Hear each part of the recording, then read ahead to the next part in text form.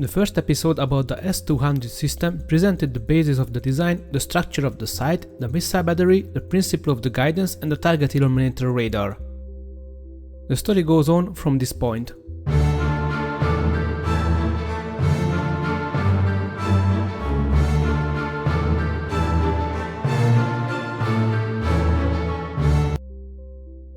Let's talk about the different missiles and variants of the S-200 family.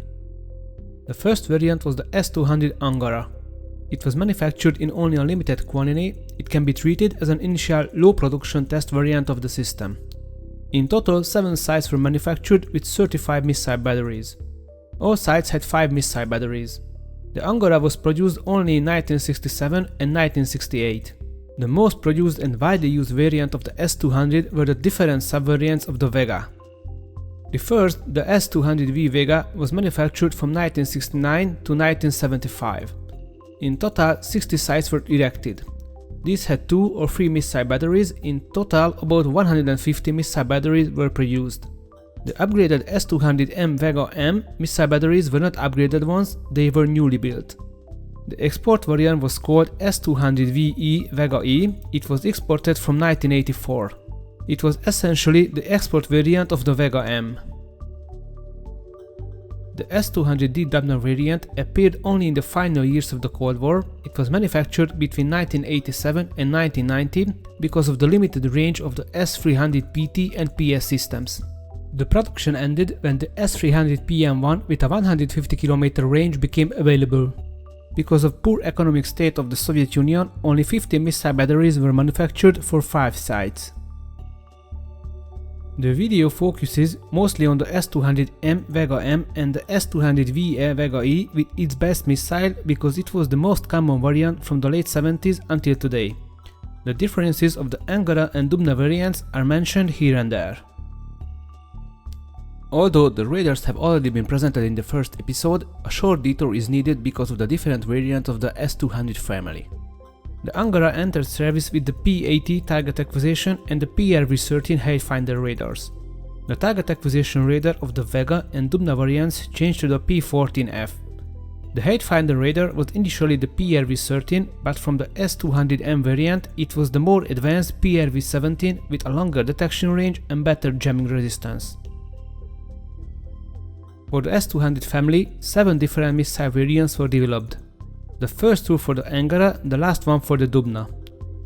The Vega variant could use all but the last. The system is downward compatible. The first missile was the V-860P 5V21, which weighed only 6.7 tons. The V-870 5V21N was the nuclear warhead tip variant of the base missile. Both had a 150 km maximum engagement range, the minimum target altitude was 1 km, the maximum 35 km. The minimum target speed was 100 meters per second, the maximum 1000 meters per second. It was possible to shoot down a Mach 3 speed bomber even with the first variant of the S-200. The production of the V-860PV 5V21 missile of the S-200V began in 1969. Thanks to the new 5G24 seeker, jamming resistance was improved. The range increased to 180 km, the minimum radial speed of the target could be even 0. The minimum engagement altitude was lowered to 300 meters, the maximum altitude was 40 km. The appearance of the V-880 missile family meant a considerable step forward in many areas. The maximum engagement distance increased to 255 km. The minimum and maximal target altitude remained the same. The maximum target speed increased to 1200 meters per second. The nuclear warhead capable variant was the V-880N 5V28N. The capability of the exported V-188E 5V28E was identical with the base variant without the E ladder. The last missile variant, the V-188M 5V28M for the S-200 Dubna, was manufactured from 1987 to 1990. The maximum engagement range increased to 300 km, the speed and altitude parameters remained the same. The most widely used and produced missile variant was the V-880 5V28, therefore the features of the S-200M Vega M systems are presented. To understand the appearance and size of the V-860 missile, it is necessary to know the history and the development of other SAM systems.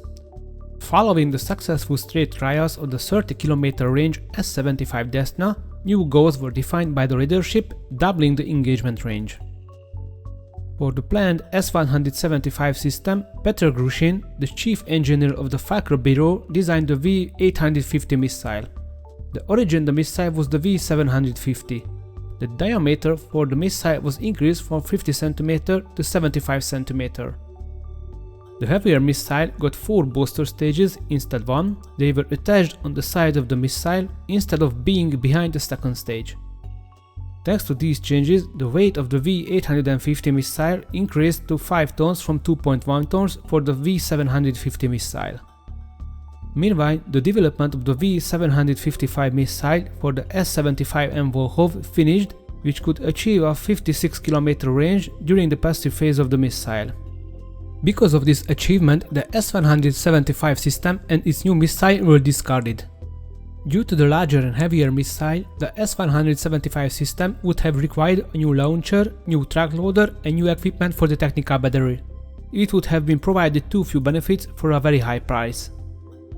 When the order arrived again from the top to develop the S-200 complex with a range of 150 km, Grushin further increased the length of the V-850 missile as well as the 4 booster stages. Thanks to this, the V-860 reached an astonishing 6.7 tons launch weight with its boosters. It was half a ton heavier than the heaviest MiG-21 version. The empty weight of the MiG-21 bis was only 6.2 tons. Just imagine a MiG-21 on every launcher, or if only the second stage is considered, an F-5A freedom fighter. The missile became large and heavy, even though the second stage had a liquid propellant rocket engine like the missiles of the Berkut, Dvina and Volkhov. The new missile was a step back compared to Neva's in terms of operation and maintenance. Since the long range was a high priority, a compromise using the lower energy density solid fuel was out of the question.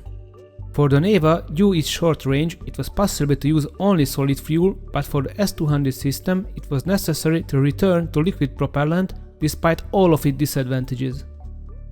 The missile had 2 stages, just like its predecessors, with the exception of the Berkut. But the missiles of the S-200 had 4 solid fuel boosters instead of 1. A little spoiler here, the S-200 was the last SAM system in the Soviet Union which used a liquid propellant. The propellant of the second stage has almost the same composition as the previous missiles. It was toxic and dangerous. The liquid fuel was the TG02 Semin material as in the missiles of the Volkhov and the Berkut. It is a mixture of xylodine and triethylamine in equal proportion. Both are ammonia derivatives. The oxidizer, on the other hand, was slightly different. The AKIS 27P melange used the same chemical composition but has a different mixture ratio in the missile compared to Volkhov's V-755 missile. The oxidizing agent is nitric tetraoxide in a solution with nitric acid and phosphoric and fluoric acid inhibitors. It is highly volatile. Contact with combustible materials causes self-ignition or explosion. Skin contact causes severe chemical burns. Only a few materials can resist it effectively: stainless steel, pure aluminium, glass, porcelain and for a short time some rubber compounds. The weight of the 4 booster stages is 3.1 tons. The 1500 kN thrust-rated engines ran out of fuel after only 4 seconds of operation. They accelerate the second stage to Mach 2. The missile can be launched only with a 48-degree elevation setting, otherwise the booster stages would fly very far. Thanks to the asymmetric conical design of the nose of the booster stages, their speed drops quickly. They land about 8 km from the missile battery. The extent of the F-200's engagement zone required that the missile's thrust should be controllable. Much more flexible thrust time characteristics were needed to support the different trajectories. Therefore, the second stage got a digitally controlled 5D67 ZRD type liquid propellant rocket engine. This required storing, copying and running of very simple programs which required a digital computer. This was a radical change. The thrust of the V-750 missiles of the Dvina had only a single thrust setting. The V-755 missile of the Volkhov had 2 selectable thrust characteristics. The block elements which build up the thrust profiles are stored in various blocks in the system's computer memory. These are the following. Program block 1, constant 100 kN thrust, then thrust decreases to 32 kN. Program block 2, constant 32 kN thrust. Program block 3, decreasing thrust with constant gradient 0.97 kN per second. Program block 4, special program, fuel dumping to make the missile lighter to increase its maneuvering capability in terminal phase. Combining these blocks, the memory stores 97 different time thrust characteristics. Before launch, one of these programs are downloaded from the digital guidance computer and are loaded into the missile. The program selection is automatic based on target parameters, distance, speed and altitude. Okay, but which thrust profile does the missile use and when? Above 80 km target distance, program 104 is used. For 43 seconds, the program block 1 runs, then the thrust decreases to 32 kN at the 60 seconds on the flight, when the missile runs out of fuel. The missile speed is about Mach 6 at this moment. Against medium and high altitude targets closer than 80 km, program block between 104 and 201 are used. According to the selected program, for a given time runs the block 3. The goal is depleting the fuel completely until the estimated time of the impact. If this is not possible, fuel is dumped with program block 4. Against low altitude targets, program 201 runs. For 50 seconds, program 3 runs, then for 50 seconds the block 2. The thrust does not reach the maximum 100 kN following the launch to avoid over-accelerating the missile. The maximum speed of the missile is only about Mach 3. At 38 km the fuel is depleted, the missile quickly decelerates. Regardless of the benefits provided by the different thrust characteristics at low and medium altitude, the air friction caused such a heat load and stress on the missile's cone that it restricted the engagement envelope of the missile for more than a decade. The missile flew for so long at such a high speed that during re-entry into the denser atmosphere, the missile could be damaged and became inoperable because of the heat stress. Under the nose cone, the seeker and the electronic system could have become inoperable, or the deformation of the nose cone could also have caused the missile to become uncontrollable due to the force created by the distorted nose cone. We can see the effect of this on the engagement zone later. The S-200 system was the first Soviet SAM with a semi-active radar guidance. The diameter of the missile determined the size of the seeker, more exactly the size of the receiver antenna. This had a direct impact on its sensitivity, which determined the maximum possible target tracking distance of the missile. On the tip of the missile is the 5G24 GSN continuous wave semi-active seeker. It can track small fighters from about 130 km, but a B-52 and similar targets could be tracked from beyond 200 km. One of the most important benefits of semi-active guidance is that its accuracy is independent from the engagement distance. As the missile approaches the target, the power of the electromagnetic wave reflected from the target increases. It does not matter that the launch happened from 50 or 150 km, in terminal phase there is no difference. The method provides better target tracking against targets in ground clutter. Moreover, it provides protection against noise jamming. In fact, the missile can guide itself against a noise jamming target. The 5E23A SRP digital flight computer is just behind the seeker. The system determines the leading method by the distance of the target. Up to 80 km target distance, the proportional target approach is used. Above 80 km target distance, following the launch, the missile continues climbing with a 48° pitch angle up to 15-20 km altitude, then proportional guidance is used. Briefly about the proportional leading. The essence of the proportional leading is to keep at minimum the maneuvers of the missile. In an ideal state, the bearing change of the missile to the target would be 0. The guidance tries to minimize the change of the epsilon angle shown in the figure. The missile does this by changing its own velocity vector, therefore the theta angle also changes. If the guidance can't keep up with the epsilon angle change, the guidance does not seek for the same epsilon angle. It is enough to keep the change of the epsilon angle close to 0 in order to score a hit. It does not matter its value. It is beneficial knowing the speed of the target or its distance, but the method works without it. Even taking this into account, the missile often does not approach the target on the most ideal trajectory, but it is still better than the pure pursuit method. More detailed info about the proportional leading is in the extra content. The 5B-14S warhead of the Vega missile is the largest conventional warhead ever designed for any surface-to-air missile for combat use. The total weight of the warhead is 217 kg, the explosive part makes up 90 kg of the weight. There are 21,000 3.5 gram and 16,000 2 gram steel balls in the warhead. Interestingly, in contrast to the Berkut and Volkov, where several different types of warheads were developed and manufactured during their service, for the S-200 it remained the same, none of the later upgrades made any changes on it. The 5V-21N and 5V-28N missiles had a nuclear warhead. The 25 kiloton yield warhead had a 10% greater kill distance than the missile which was developed for the S-75 M3 Volkov system, even though the yield of the warhead was 60% higher. The approximately 7-ton heavy and large missile created a challenging task for the designers to ensure the quick reload of the launchers. On the other hand, the completely static sight expanded the limits of the design. Reloading of missile launchers during combat is carried out by remotely controlled loaders moving on railway tracks. Yes, on railway tracks. Each launcher has 2 railway loaders.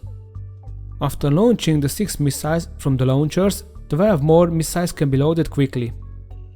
However, additional missile loading is only possible from truck transport loading vehicles with all of its disadvantages. On the right is the 5P-72 launcher rail with service railway. The crew next to the missile provides good reference about the size of the missile. On the left is the 5U-24ZM railway loader during the reload process. Reloading a launcher from a rail loader takes about 2 minutes, while from a truck transporter and loader about 8.5 minutes. When one or more missiles have been launched, the loading process can be started immediately while the missiles are still on their way to the target. The flight time of the missile up to the maximum range is 3 minutes, therefore by the time the first missile hits, the next missile is already loaded and waiting on the launcher. Loading the system from an empty state is done differently compared to the previous SAM systems. A missile is loaded from the loader truck first to an empty launcher, then it is transferred to the railway loader. This way, the system can be loaded with the 1+2 missiles of a single launcher and its 2 rail loaders. From the truck missile loader, the railway loader can be reloaded directly. In the opposite direction, it can be unloaded on a railway launcher. It is not possible to remove a missile from a rail loader if the launcher is not empty. In combat following the launch of 2 missiles, the launcher can be reloaded from the rail loader, but after that the launcher could be reloaded only from a truck.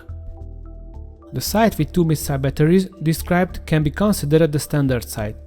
However, some countries and sites lack the rail loaders. In such cases the launcher could be reloaded from a truck. In Syria, for example, all sites lack the railway loaders.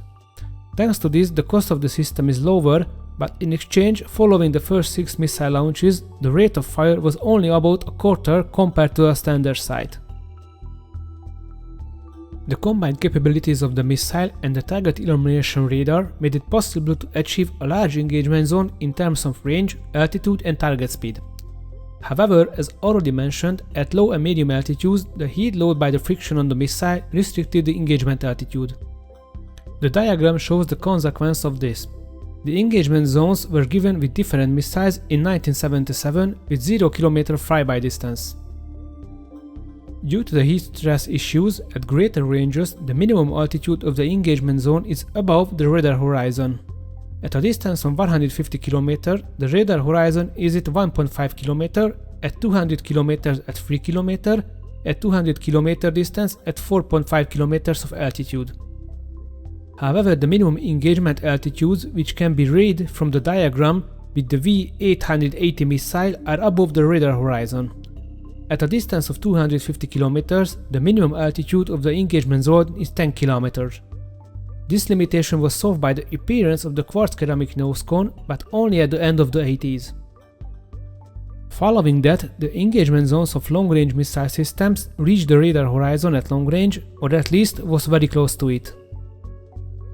The figure above does not mean that a missile would have become inoperable in 100% of the cases below the minimum altitude, but a reliable hit could not be guaranteed. The cooling and heat load of a missile is quite different when it is launched in Libya in the middle of summer on a cold winter day near Vladivostok. Now we are familiarized with the target illuminator radar, the missile trajectory and thrust characteristics. Let's see the engagement zones against various targets with different missile types. The red region shows the engagement zone with the 5V-28 and 5V-21V missiles. With the older missile, the engagement zone reached only 180 km. The red and blue regions combined showed the engagement zone with the 5V-28 missile up to 240 km. Green region shows the additional engagement zone with the 5V-28 missile against subsonic, non-maneuvering and non-jamming targets. The edge of the engagement zone is 255 km. The regions marked with Roman 1, 2 and 3 numbers show the limitation of the engagement zone depending on the altitude, speed and flyby distance. We can judge at what distance and speed can be engaged a subsonic bomber, a supersonic bomber or an air-to-ground missile such as the AGM-28. The limitations of the zones are the following.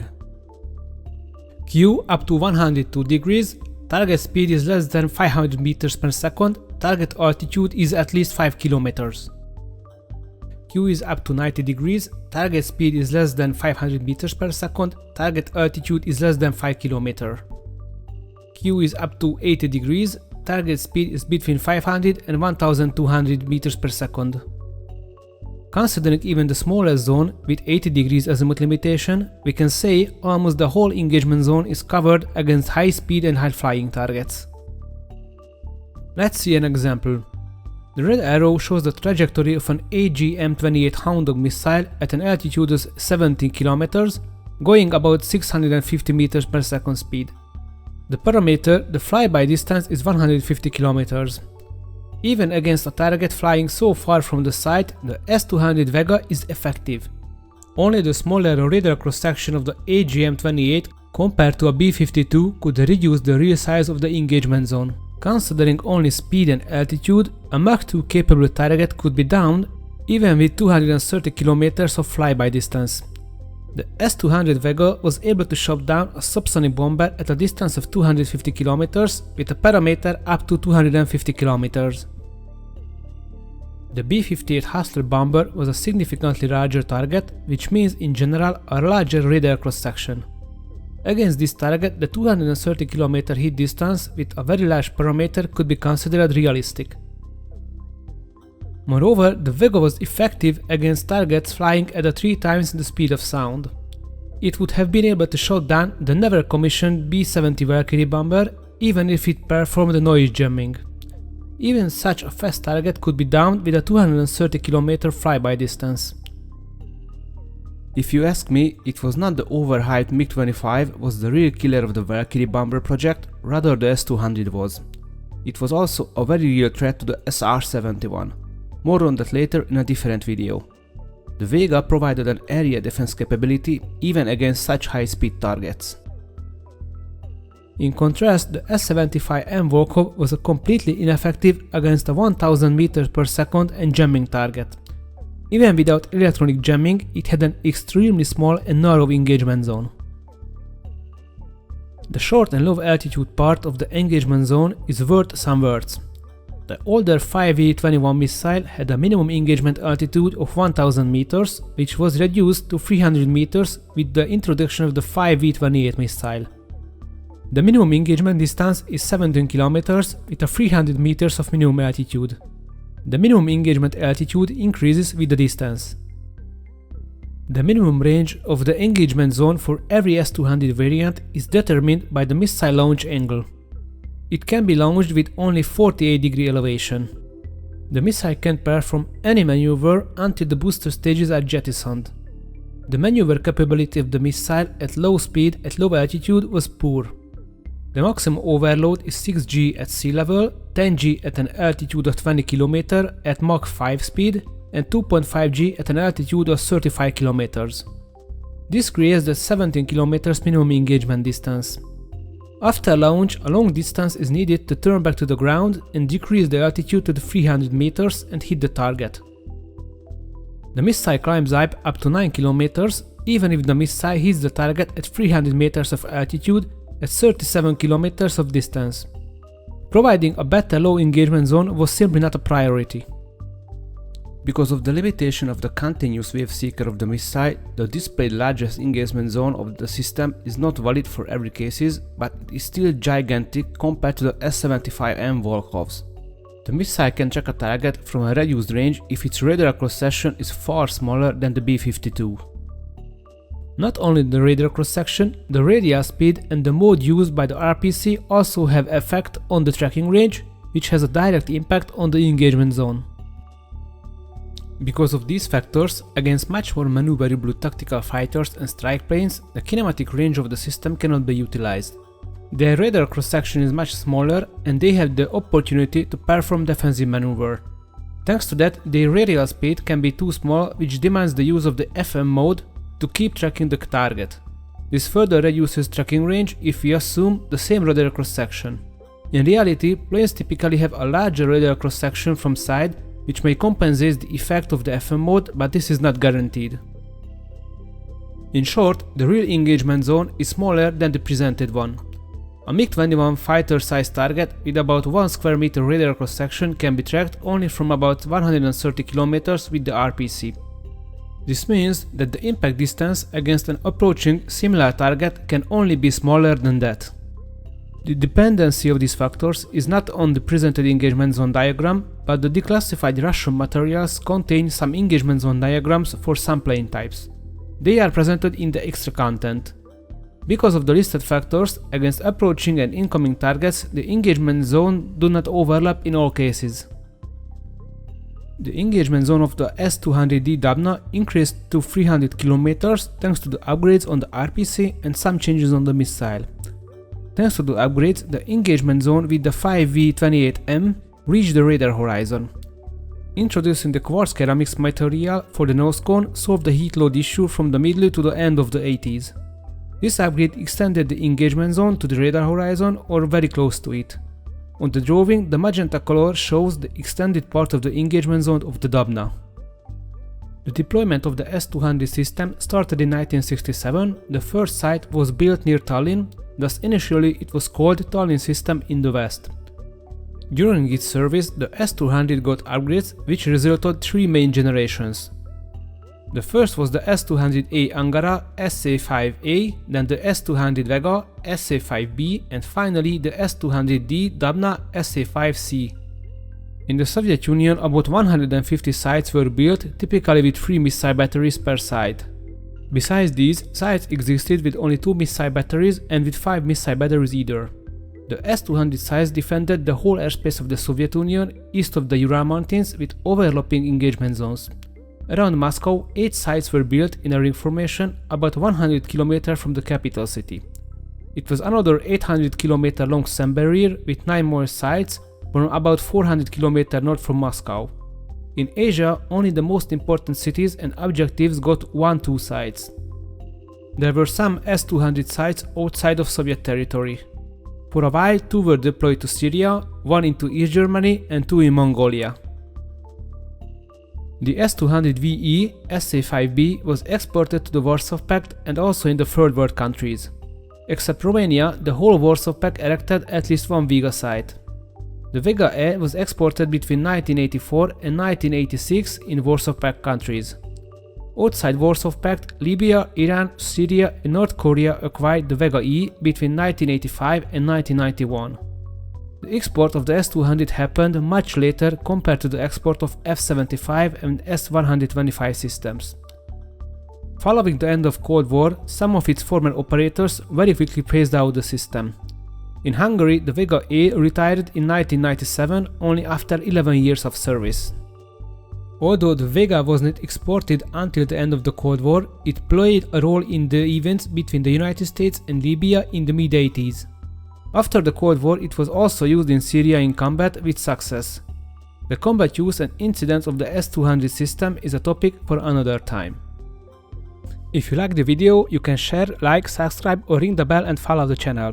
You can support it via Patreon. For exchange for early access video, voting on plan topics and extra content is available and regular updates about the projects. So far 5 extras were released, their description is in the link under the video.